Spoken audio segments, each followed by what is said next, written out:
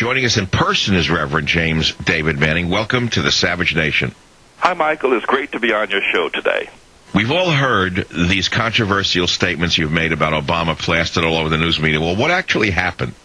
Well, there are a number of things that happened. One was the fact that the press was not covering him in ways in which what has been generally the way we get information to make informed decisions about presidential candidates. I mean, they were just calling him a rock star and treating him as if he was a celebrity and not a serious political candidate. And I thought that was awful that the press was treating him that way.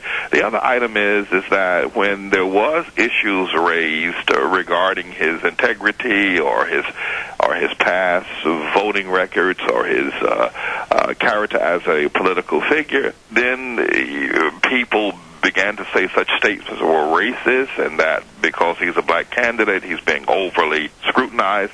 And I found all that so terribly unjust. And so I began my own campaign of expressing who I thought he was and why at least black America and to a large degree why white America ought to be suspect of his candidacy.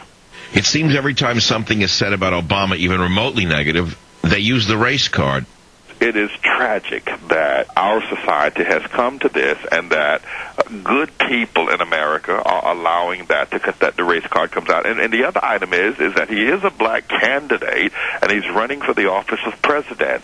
And he ought to be able to stand whatever heat is applied to him, whether it seems to be racist or whether or not it's fair.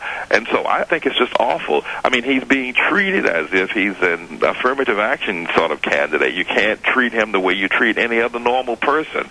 And if that's the case, then we may end up with a president who's really not qualified, and the public did not have the opportunity to question him in ways which would have given us an opportunity to see him as who he is. With all the stories in the media, do you think we're finally getting a more fair portrayal of him? Well, I think that some are beginning to, but he also have some very powerful defenders like the New York Times, the Los Angeles Times, the Washington Post, and several other very powerful media outlets like CNN and the networks who know how to take whatever is negative about him and spin it so that it isn't quite so negative. In fact, it should not even be viewed as such. It should be viewed as the person who said it is the negative person, and Barack remains, the godlike figure that he is. And so I'm not sure we're going to ever see criticism about him in a true light. Obama has always struck me as a department store dummy manufactured by some other powers. Well, I think he's tried to point up a few things, but they're so vague, no one really is clear about them, which is very broad. It's more of a religious tenor type of a thing than it is a political ideology, and people are kind of swept up by that. I think there are a lot of angry white men, middle-aged to young white men who are in the middle to upper income strata who are just angry with America. They're angry that they don't really have a voice anymore. They're in competition with women in ways in which they feel that they are not succeeding. They are angry about the war, these young to middle-aged white men. And so to make him their presidential candidate and their president, no matter how awful he is or how good he is. Do you think America's ready for a black president? Well, I think that it's very difficult for a black person to be a president with all of the biases and hypocrisies that are expressed on both sides of the aisle. And I mean the racial, social aisle, not the congressional aisle. There's just a lot more work that I believe that needs to be done, such as what we presently have. Because, I mean, listen, if you say, even if you call Barack Hussein's middle name, a red flag goes up in all of the New York Times and all of its power and CNN, and everybody jumps all over you for calling the man's middle name. I mean, his name is Hussein. I mean, that is what they gave him as a name, and why can't it be used as a part of a way of identifying him? And the other item is he's being treated again as an affirmative action candidate, one who you cannot apply the same measures of criticism that you can to any other candidate. But listen, the world and all the world leaders are not going to care anything about that. And the circumstances of the world, such as the economy and other social issues, are not going to look at him and say, well, because you are black, we're not going to be as severe.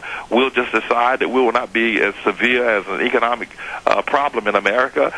When we shoot bullets at American soldiers, we only shoot 3/4 of a bullet because you have a black president, so we're going to be a little bit milder on you. It isn't going to happen. And so until we are able to deal with the biases and the hypocrisy, both from white America and black America, we're not ready for a black president. Does Obama qualify to be that man? No, I don't think he's qualified. I think that he is attractive to a large number of people who are angry at America. Listen, I wasn't heavily involved in the 1968 political issues of the Democratic Party, but I do remember historically what happened with the anger. And I also remember growing up. I mean, I was in my late teens and beginning my 20s in the late 60s, and we were. I wasn't flower power, but white America was, but I was into rebellion and social change and free sex and love and all that, and we wanted to change America. We hated the war in Vietnam. I mean, we marched and put up Earth Day and all those kinds of things because we thought the structured America and its society and the older people, anybody over, used to be a phrase, anybody, my statement days were, anybody over 35, don't trust them. So I've gone through that rebellion period at America and its government. And we have a large number of young whites who are now, we could kick that age up to about 45, who are going through that same kind of rebellious period, and they're getting behind Barack because he's a rebellion candidate. He's a rebellion to the good of America. So, I mean, he just isn't ready, and he's not going to make a great president. As far as race relations go, do you think America's better or worse compared to the 60s and 70s? I would say for America in general, it has increased its opportunity to prosper all of its citizens. So sort of a rising tide lifts all boats to some degree. In terms of what happened with the 60s and its social movement, but specifically the civil rights movement, that the civil rights movement did change white America. It took down the colored-only signs, the white-only signs. It pretty much destroyed segregation and Jim Crow. So it changed white America drastically all throughout the South, including Mississippi and other places. White people have drastically changed from what was their approach to black and white relationships prior to the civil rights movement. What did not change were black people. They didn't change.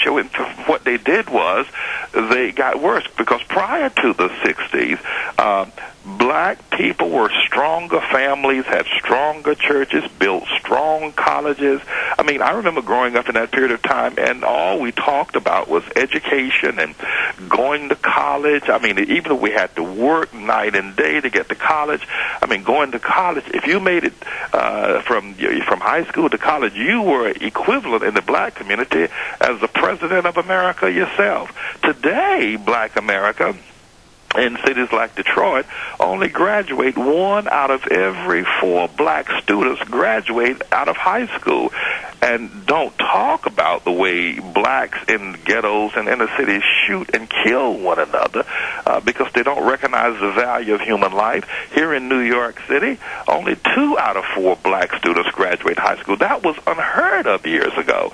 68% of all black children, as precious as they are born into a world of struggle, a world of poverty, a world of disease, because the fathers of these black children today in the year 2008 don't marry the women that they make pregnant.